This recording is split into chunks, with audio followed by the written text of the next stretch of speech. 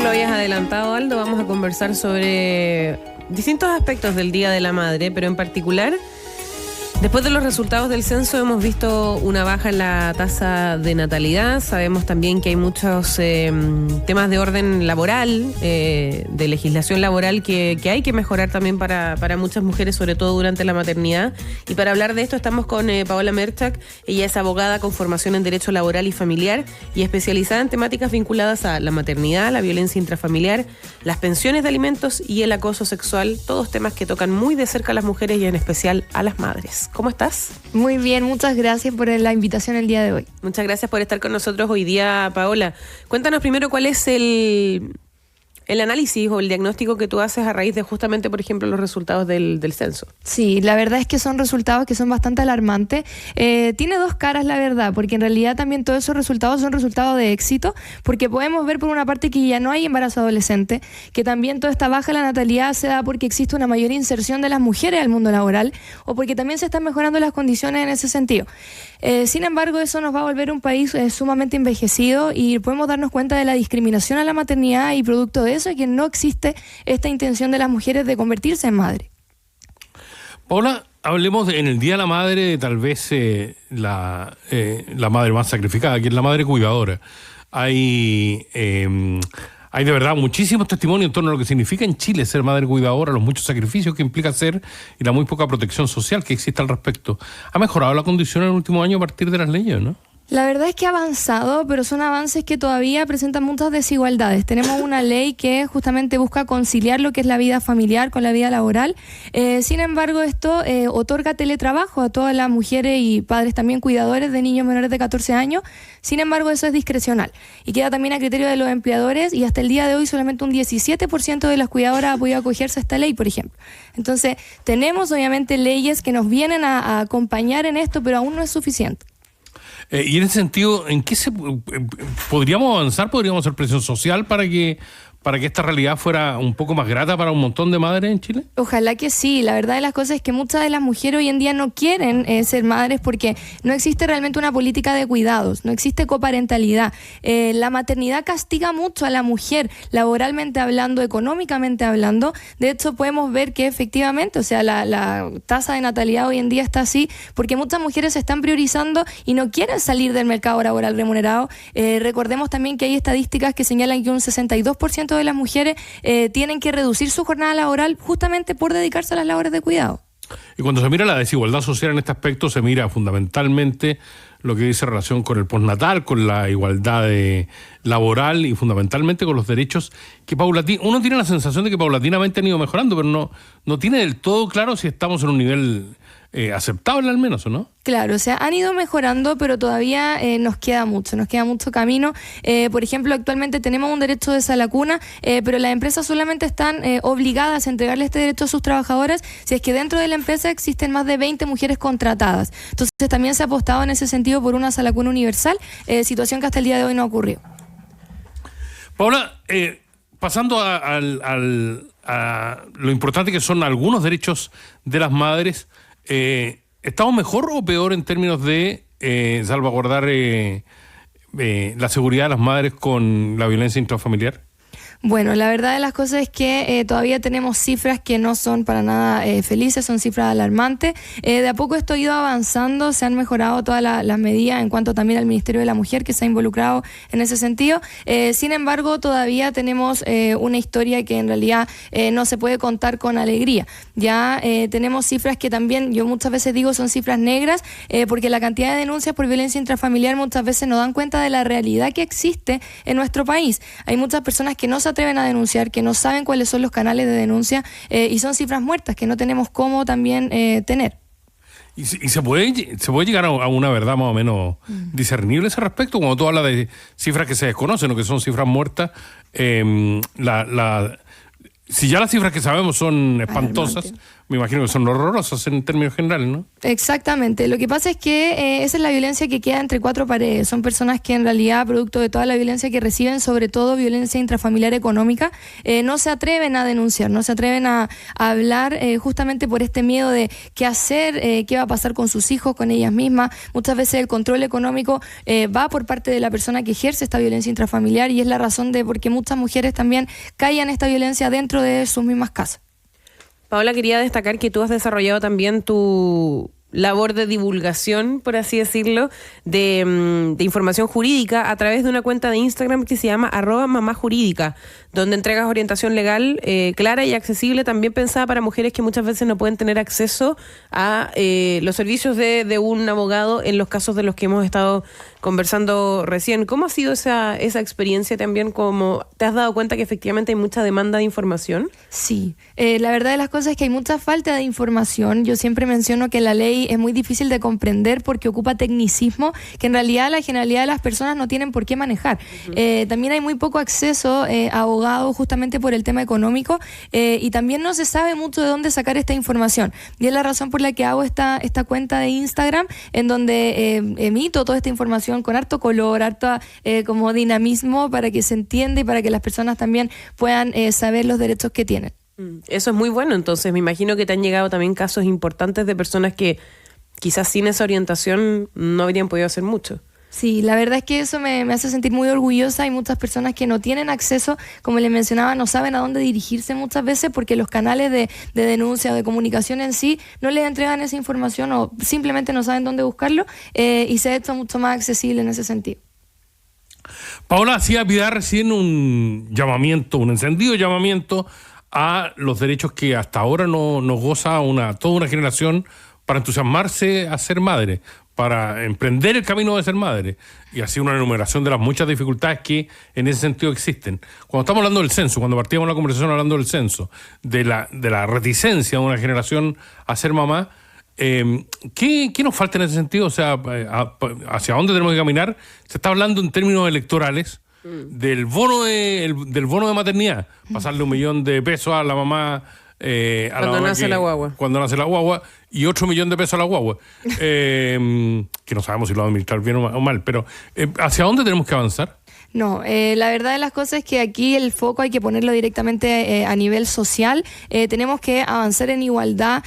A mí me parece muy importante mencionar que las políticas públicas generalmente van asociadas hacia las mujeres. Se entiende y se subentiende hasta el día de hoy que los cuidados son atribuibles solamente a mujeres y necesitamos entender también que no es así. O sea, también hay un padre, hay una madre y laboralmente hablando quien tiene los derechos maternales o las políticas de cuidado en general son las mujeres. Necesitamos avanzar a que los padres también tengan estos derechos para que no se nos discrimine laboralmente hablando y también el acceso al trabajo y a las empresas sea igual y exista también una posibilidad de los hombres también de involucrarse en los cuidados. Actualmente todo recae en las mujeres también porque laboralmente hablando los derechos de los hombres son opcionales, no son obligatorios, hablando por ejemplo de las licencias parentales. Las mujeres tenemos que salir de prenatal, de postnatal, pero los hombres solamente tienen 5 días y esos 5 días no son obligatorios, son opcionales y eso no puede ser. Ahora, en ese sentido hay muchos que argumentan que, claro, alguna solución podría ser que fuera un postnatal obligatorio para hombres y mujeres, quizás con distinta duración, quizás el de la mujer más, porque se subentiende también que obviamente la mujer, por el tema de la lactancia, sobre todo, y de los primeros cuidados, tiene que efectivamente dedicarse más o exclusivamente, podríamos decir, al recién nacido, a su hijo o hija. Pero en el caso de los hombres podrían tener, por ejemplo, un postnatal obligatorio que también los pondría en un mismo nivel con las mujeres a la hora de ser, por ejemplo, contratados, ¿o no? Por supuesto. Porque finalmente, si yo contrato a una mujer en edad fértil, porque además incluso te preguntan, bueno, ¿para qué vamos a entrar en ese detalle tan desagradable? Pero si uno contrata a una mujer en edad fértil, de inmediato dicen, ya, pero puede que sea mamá, ¿qué voy a hacer? En cambio, los hombres pueden ser padres por mucho más tiempo. O sea, en ese sentido, si es obligatorio un postnatal en el caso de ser padre, estaríamos equiparando bastante la cancha para las mujeres. Por supuesto, y por sobre todas las cosas también a los hombres nadie les pregunta si efectivamente tiene planes de tener hijos, si tienen hijos. Si tienen pareja, ¿no? Claro, se subentiende que está ahí su pareja cuidando a los hijos y es tremendo. Actualmente el postnatal parental le otorga la posibilidad a los hombres de tomarlo, pero se le quita a la mujer. Cosa que tampoco puede ser porque, como tú bien dices, también por un tema biológico, las mamás necesitamos estar con nuestro hijo, sobre todo en los primeros meses. Entonces, la idea es también equiparar la cancha, que no existe esta discriminación a la maternidad, porque discriminación a la paternidad no existe. Se subentiende que siempre va a haber una mamá haciendo la segunda, diciéndolo bien coloquial, y eso no puede ser porque justamente lo que hace es criminalizar un poco la maternidad laboralmente hablando. Paola, ¿cómo están las cifras en términos de la asignación familiar para madres separadas? Ahí desconozco, Aldo. Ahí me pillaste con la pregunta. Pero que sigue siendo una realidad que se ha luchado durante mucho tiempo en términos de que se restrinjan derechos a aquellos padres que no cumplen con la entrega de esos dinero, ¿no? De la pensión, claro. De la pensión. De la pensión de alimentos probablemente. ¿Sí? Tal. Sí, por supuesto. O sea, finalmente, actualmente existe un 96% de deudores de alimentos y son hombres, lo de estos 96%. Entonces, tenemos cifras que son alarmantes también. O sea, bueno, hace poco tuvimos una cliente en mi estudio jurídico que se le pagaron 75 millones de pesos desde la FP. O sea, imagínense, es una persona, ¿cuánto tiempo tienes que tener de deuda de alimentos no pagar para deber 75 millones de pesos? O sea, ¿cómo lo tremendo. hizo esa mujer durante todo ese tiempo? Porque ese dinero sale de alguna parte, o sea, tiene que salir del bolsillo de alguien probablemente tal. Y por supuesto que es de la mamá, o también hay casos de padres que se quedan, también siempre lo menciono, y yo siempre hablo de hombre en ese sentido porque son la regla general, pero también hay padres cuidadores que se quedan y se hace también esta bicicleta bancaria, ya sea por la madre o por el padre que se queda, porque el dinero tiene que salir de alguna parte. Eso es muy complicado también. En el fondo ahí entramos también en un tema de endeudamiento que no es menor. En ese sentido también desde el punto de vista de la legislación laboral tenemos claro el prenatal, que es inevitablemente para la mujer. El postnatal, lo ideal entonces sería como equiparar la cancha. En ese sentido, ¿estamos cerca de esa discusión o todavía falta mucho? Todavía falta. Mira, actualmente no se está poniendo en discusión respecto a todo lo que son las licencias parentales hacia los hombres, sino que se está avanzando también por una discusión a aumentar el postnatal de las mujeres hasta el año, ya que algo que también es muy necesario. O sea, biológicamente las madres también necesitamos quedarnos con nuestros hijos más tiempo en las casas, pero paralelamente se debiese abrir la discusión de que esto se aperture también al padre, al hombre. Un mundo ideal, por ejemplo, sería un postnatal obligatorio para las mujeres de 1 año y para los hombres por lo menos de 6 meses. Por lo menos, efectivamente. Como para que además, pensando en ser un empleador, a la hora de contratar a una persona, siempre sé que existe la posibilidad de que si es mujer esté 1 año fuera y si es hombre esté medio año fuera. Efectivamente. Por ley, digamos. Efectivamente. Muchas veces, bueno, también hay discusiones que se generan en torno a eso. Muchas veces he puesto esta discusión en mis redes y existe este miedo de que finalmente la discriminación se haga a los cuidados en general, tanto al padre como a la madre cuidadora. Entonces ahí finalmente dicen, ok, ¿y de dónde salen los ingresos? Ahora, hay que destacar también para las empresas que la licencia médica por postnatal en el caso de las mujeres las paga el CONPIN o la ISAPRE. O sea, además, en ese sentido, está de repente esta concepción de que la empresa está perdiendo plata. Y nada que ver, efectivamente es la institución de salud, claro. Por supuesto. Importante ese punto, porque hay una confusión ahí de la sensación de que la empresa va a perder plata porque sigue pagándole el sueldo a la mujer.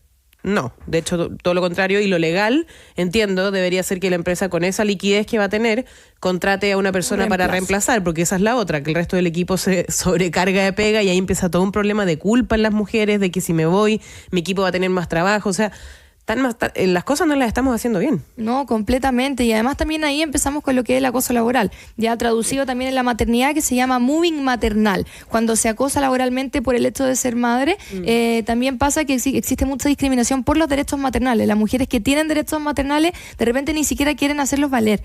Y eso es un problema grave, porque quien es el titular en realidad de todos esos derechos son los niños. Nosotras los estamos ejerciendo, pero finalmente quienes están detrás de todo esto son nuestros hijos. ¿Tú eres mamá, Paola? Sí, soy mamá y estoy embarazada actualmente. ¡Ay, felicitaciones! Sí, muchas gracias. ¿Y tienes una niña o un niño? Tengo una niña de 5 años. 5 años. Y como la nueva, dejaste pasar un buen tiempo para la segunda. Dejé pasar, dudé un montón. Entendiendo también la realidad actual, dudé un montón, pero bueno, acá estamos, ya estamos ahí en el barco. ¿Qué cosas, por ejemplo, las decisiones que tienen que tomar las madres hoy día? ¿Pantalla o no pantalla? Uy, eso está difícil. Pantalla en casos extremos. ¿Cuál es un caso extremo? Pataleta. Cuando, no, pantalla, en caso, por ejemplo, laboralmente hablando, de repente para mí se me hace muy difícil sostener, por ejemplo, una reunión o algo. Yo tengo teletrabajo, entonces estoy con mi hija normalmente después del colegio en casa, y en esos casos sí, tengo que acudir a la pantalla. No, ojalá no me funen, porque hay ahí... Y ni siquiera solo en esos casos, por salud mental de la madre también, ya llega un punto en que uno dice ya... Y yo creo que eso es decisión muy personal de cada mamá también, dependiendo de la crianza, dependiendo de las redes de apoyo. Que maravilloso las que lo pueden lograr perfectamente, pero no hay maravilloso las que no ponen pantalla, efectivamente, sí, pero es muy difícil. Es muy difícil. Yo le reprocho todavía a mi madre que me haya dado panita cuando es chico, que entiendo que es un alimento además muy reprochable. ¿Tú con qué, y a mi papá le dan aceite ricino, con qué todavía te cuesta entender la obligación de la maternidad? No, bueno, la verdad es que la maternidad en sí, yo siempre digo, es súper romantizada, pero también es súper compleja. A mí siempre tengo sentimientos encontrados con el Día de la Madre, porque siempre es como, uy, mamá, pues con todo, que siempre podemos con todo, y en realidad no es así. Somos mujeres, somos personas, y tenemos que poder con todo, pero muchas veces no resulta, y ahí viene la culpa, viene la frustración. O a un alto costo, claro. Terrible, yo creo que eso es lo que a mí en realidad más me ha costado, la culpa. Yo en realidad me culpabilizo un montón, porque siempre siento que lo podría estar haciendo mejor, o veo que se me exige a mí y a todas las mamás en realidad mucho más muchas veces, pero bueno, se hace lo que se puede y uno intenta dar lo mejor siempre. Y perdón la intimidad de la pregunta, ¿cómo te llevas con tu mamá? ¿Cómo te llevas? Bien, me llevo bien.